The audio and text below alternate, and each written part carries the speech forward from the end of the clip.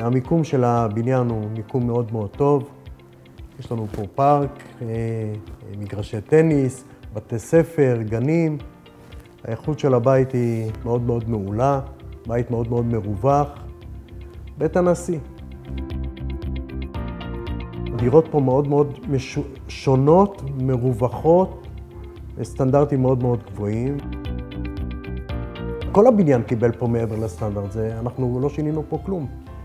הסטנדרטים מלכתחילה היו סטנדרטים מאוד מאוד גבוהים, וכיף פה.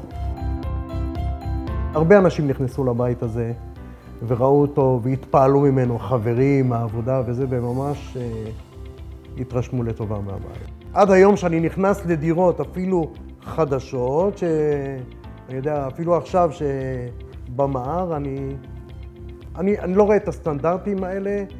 יכול להיות שהאיכות היא טיפה שונה, אבל מבחינת המבנה, אני לא רואה דברים כאלה.